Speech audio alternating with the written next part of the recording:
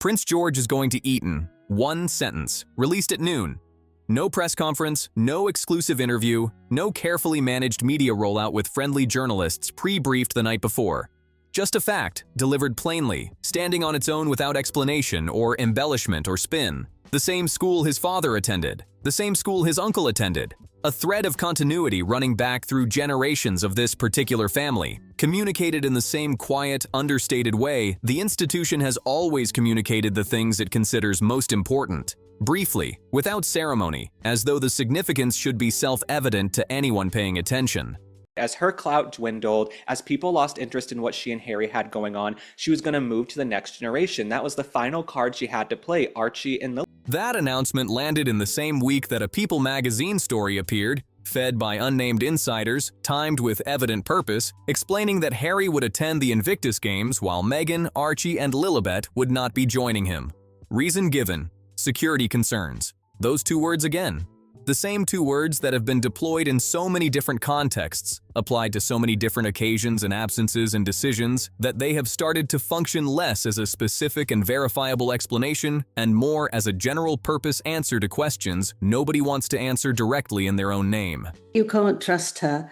If she can take any word, she might use it, she might spend it somewhere, she could be paid something because she heard something they said that would be very helpful for her, to talk about it or do a film about it or do something about it. I think you can't trust her. Tonight, we are going through what the contrast between those two announcements actually reveals when you place them side by side. Angela Levin's specific and pointed claims about Harry's current state of mind and what she says has happened to his relationship with the people he grew up among. The Archie and Lilibet question and what their childhood in California looks like against the childhood unfolding at Windsor. And the one thread that connects all of it, the clock. The one that measures Charles's remaining time with his grandchildren and the window it represents for connections that, once missed past a certain point, cannot be remade from scratch. Let's start with the Eton announcement, because the way it was handled tells you something important that the content alone does not, and because the contrast it sets up with the Sussex communication approach in the same week is sharper than it has ever been. Kensington Palace released a single sentence at noon. No prior briefing to journalists the night before. No planted stories in friendly outlets establishing the context. No background briefing giving selected reporters the chance to frame the announcement favorably before it appeared. No exclusive interview with a sympathetic publication to accompany the news. No explanation of what Eton means, why George is going there, what it represents for the family or the monarchy. Simply, Prince George will attend Eton College this September. That is the entirety of the communication. It stands on its own, without support, without spin, without any of the apparatus that modern public figures typically deploy when they have something they want the world to understand in a particular way. I think as far as the king goes, he's now calmed down from really wanting to see these children and really wanting to see Harry because Harry's behaved so badly and they can't stand Meghan. So if they would get her, if they got the children, they would probably have to have her. And I think it would be too difficult. And I think it was be too hard for anyone to be pleasant. The decision carries enormous symbolic weight. The same school as his father, the same school as his uncle. A thread of continuity running back through generations of this family and through the broader history of the institution. And it was communicated in a single sentence at noon. Compare that to the way news about Archie and Lilibet routinely arrives. The story appears in People magazine, fed by sources described only as insiders who have not been named. The timing corresponds precisely to a moment when public attention is focused elsewhere. On a Garter ceremony, on a Trooping the Colour balcony appearance, on a Wales family announcement that would otherwise dominate the conversation. The content is calibrated to generate a specific emotional response from a specific audience. The placement is deliberate. The anonymous sourcing is consistent across multiple stories across multiple years. These are not the same communication philosophy. They are not even adjacent philosophies operating in the same general space. The Eton announcement treats George's schooling as a private family decision that the public is being informed of briefly and without ceremony. The Sussex approach treats family information, including information about children, as content. Content to be packaged, timed, and deployed for maximum narrative impact at moments of the team's choosing. He asked William if he could help bring up William's children because he feels he didn't want any of them to have the same awfulness in their lives as he has had. And William said, no, you don't. And he said, well, just let me do a bit of it. He said, no, you keep away. I'm not having you anywhere near them. And I don't blame him. Neither approach is without precedent in the world of public figures navigating intense scrutiny. But the contrast, made this visible in the same 7-day period, does something that no single announcement could do on its own. It shows the difference in what each side believes the children fundamentally are. If Palace Insider is giving you the full picture on this story, the Eton contrast, the Levin account, the clock, the children, the like button costs nothing, and it keeps this channel doing this kind of analysis. Now, let's talk about Angela Levin's account, because what she has been saying publicly about Harry's current situation is specific enough and consistently sourced enough from her long direct observation to take seriously, while also being pointed enough in its interpretation that I want to be precise about where the documented record ends and her reading of it begins. She has kept on and on and on and on. She has made him hate his family. She's made him that he's got bad mental health. And actually, you can do that. You can have a person in your life who tries to drown you and make everything awful. And she hasn't tried to make him better. Levin has spent more time studying Harry closely than probably any other journalist or biographer currently writing about the royal family. Her access to him during the research for her 2018 biography gave her a detailed baseline understanding of who he was as a person, how he thought, what he valued, how he talked about his family, that she has been measuring subsequent developments against ever since. The distance between the Harry she knew in that period and the Harry visible in the post-Megxit years is, in her framing, not simply the natural evolution of a person whose circumstances changed. It is something more specific and more directed than that. Her specific claim, stated without hedging or diplomatic qualification, Meghan did not just change Harry's external circumstances, his location and lifestyle and institutional role. She changed how Harry sees the people closest to him. She made him dislike them. That is the claim, stated plainly from someone who knew the person before the change happened. What Meghan is, she will always find a way in which she thinks she can win. And the casualties are irrelevant, whether it's her father, her old best friends, her first husband. There always will be casualties in her life. The question is, when will Harry become the casualty? I want to flag this explicitly and clearly as Angela Levin's opinion, because it represents a specific, pointed, and contested reading of what happened and why, made by someone who knew Harry before the change occurred, and has been observing the change since. It is not something that can be independently verified from the outside, and it is not something the Sussex operation would accept as an accurate account. It is a conclusion drawn from close observation over years, and it is a serious one. What I can say is that the observable record supports a version of the change Levin describes, even if her specific framing of how it happened is her interpretation rather than established fact. The Harry who spoke about his family with warmth and visible loyalty in the years before Meghan, who by multiple accounts was genuinely and deeply emotionally connected to his brother and to the institution he served, who carried himself with a combination of self-deprecating humor and genuine commitment to the things he cared about. And the Harry who published Spare, who gave Oprah the interview that he gave, who has not had a real conversation with William in years, those represent a genuine and significant transformation. Something changed. The question Levin is answering is what produced that change, and whether it was internal or externally shaped. Her answer, that it was externally shaped, deliberately and progressively, through a process of isolation and reframing, is one that multiple people who knew Harry before Meghan have described in various forms over the years. It is also the interpretation that the Sussex operation disputes most directly. I am not in a position to tell you with certainty which reading is correct. What I can tell you is that Levin's reading is consistent with the observable pattern and that she holds it with the conviction of someone who knew the person in question before the change occurred. Subscribe to Palace Insider so you never miss what we cover next, and drop your take in the comments. Do you think what happened to Harry was a gradual personal evolution, or does Levin's reading of something more deliberately shaped fit the pattern you have observed?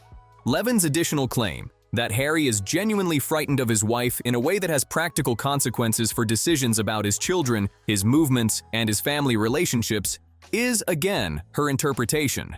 It is not confirmable from the outside.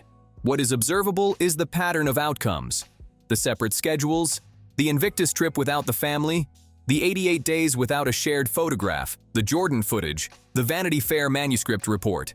Whether fear explains that pattern or something else does is the question.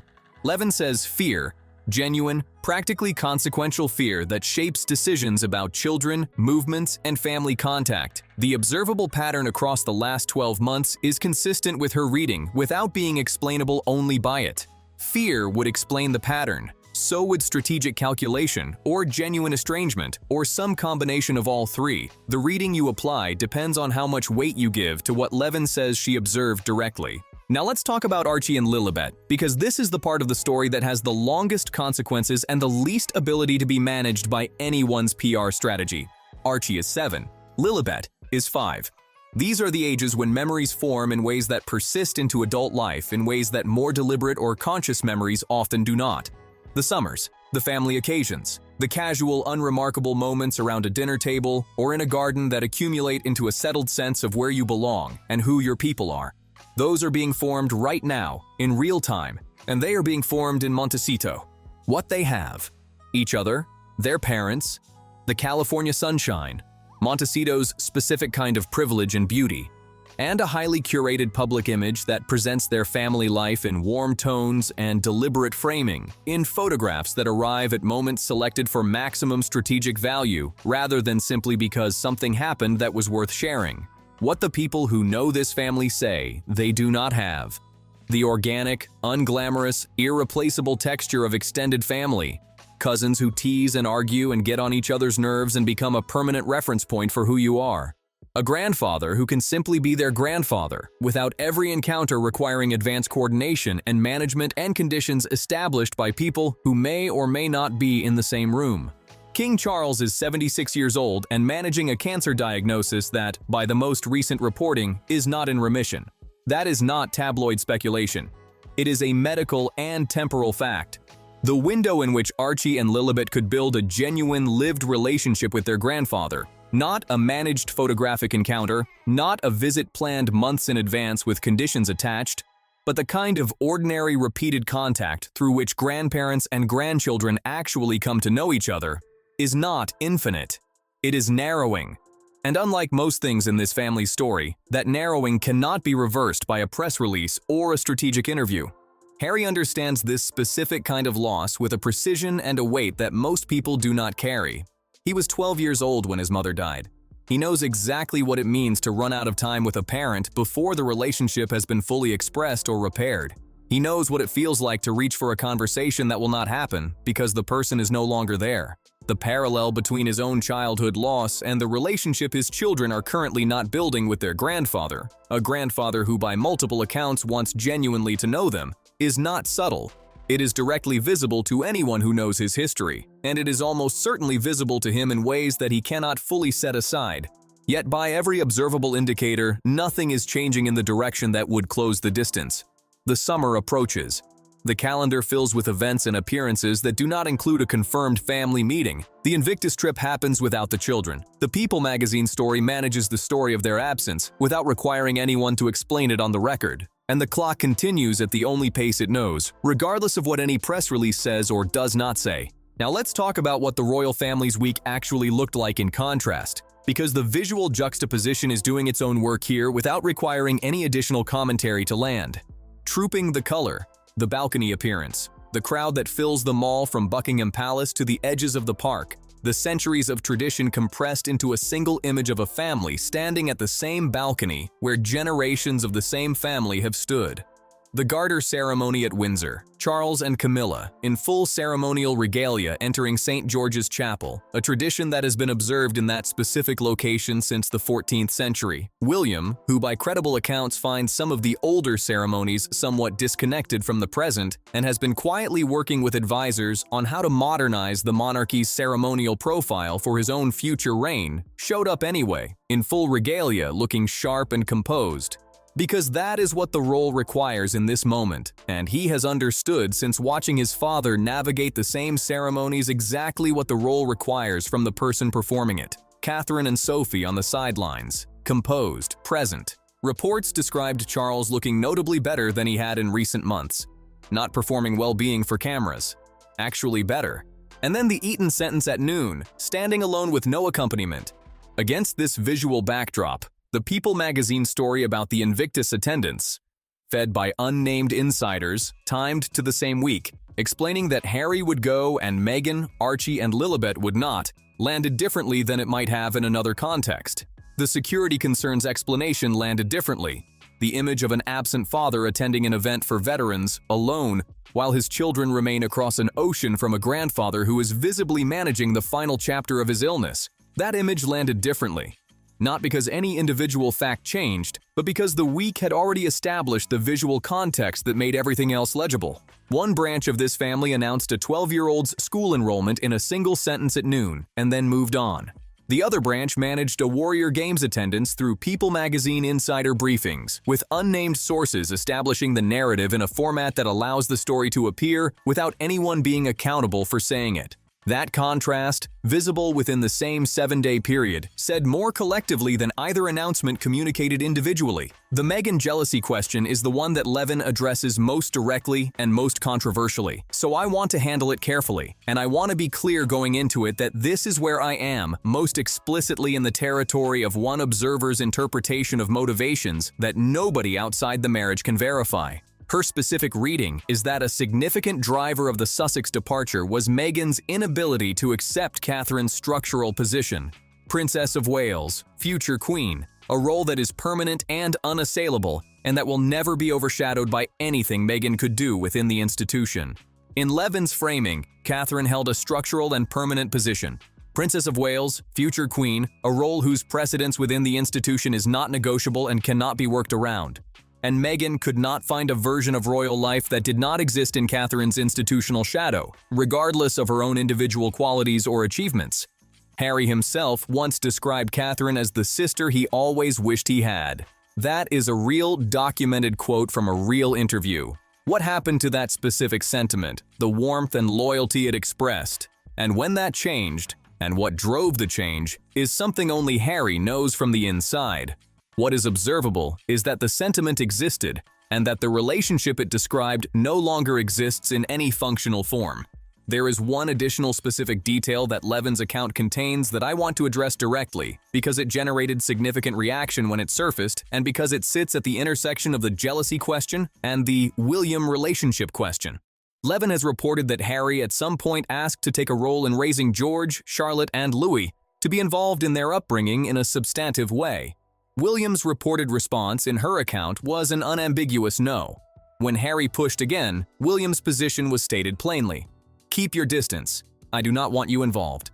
I flag this as Levin's account, sourced from her close observation over years, rather than from a single conversation or document, rather than as confirmed fact that can be independently verified. But if accurate, and the observable evidence about the state of the William-Harry relationship is consistent with the conclusion it implies, it tells you something specific about where William's assessment of Harry had arrived by this point. Not a temporary cooling off that might be revisited when emotions settled.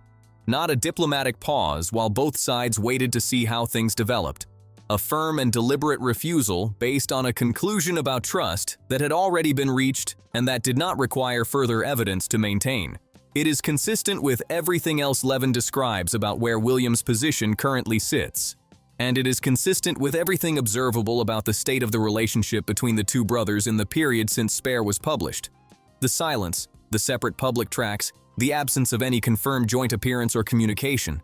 Levin's conclusion, that the departure was ultimately driven more by the Catherine dynamic than by the press coverage narrative or the institutional racism narrative, is her opinion. It is an interpretation, not a provable claim. What I can say is that it is an interpretation that a significant number of people who were inside the institution during that period have expressed in some form, independently of each other, and that the specific observation that Harry was visibly and genuinely changed in his relationship with Catherine, a relationship he once described with the specific warmth of someone who had found the sibling connection he had always wanted, is one of the more consistent threads in the accounts of people who observed both of them during the transition years. Whether Levin's specific framing of the cause is correct is a question I cannot answer. That something significant changed in that relationship is not in dispute. Here is where all of this lands, and I want to be honest about what I am doing when I put these threads together into a single picture, because I think transparency about the interpretive process is more useful than presenting a conclusion as though it arrived without one. The observable facts. George is going to Eton, announced in a single sentence at noon. The Invictus trip happens without the children, explained by security concerns that have become a general-purpose answer to many different questions. Charles is managing cancer that is not in remission, and no confirmed family meeting is on the calendar for the summer. The Garter week presented the sharpest possible visual contrast between the two branches of the family within the same 7-day period. Trooping, Garter, Eton, People magazine story, all in sequence. Levin has made specific and pointed claims about Harry's psychological state, about the process by which his relationship with his family was transformed, and about Meghan's specific role in shaping both the transformation and the current constraints on what Harry can and cannot do about it. The interpretive layer I am applying, that these facts, read together, describe a situation in which multiple windows are narrowing simultaneously. The window for Charles to know his grandchildren. The window for Harry to repair anything with his father before the health situation changes. The window for Archie and Lilibet to build any genuine relationship with the family they were born into, but are being raised away from. And that the choices being made day by day, the announcements at noon and the People magazine stories, the Invictus trips alone and the summers without confirmed visits, are determining whether those windows will be used before they close or whether they will simply close unaddressed. The hardest part of this story, the part that I think gets lost in the debate about communication strategies and PR approaches and institutional contrast, is that the children at the center of it did not make any of the choices that produced their situation. Archie is 7. Lilibet is 5. They absorb the version of reality they are given. They build their identities on the foundation they are provided. And they form their sense of who their family is from what they are shown rather than from independent observation.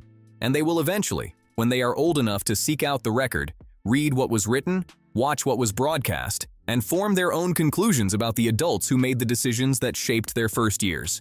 That reckoning is not here yet, but it is coming. And unlike press cycles or PR strategies or managed announcements at noon, that particular clock cannot be managed. What is your honest read?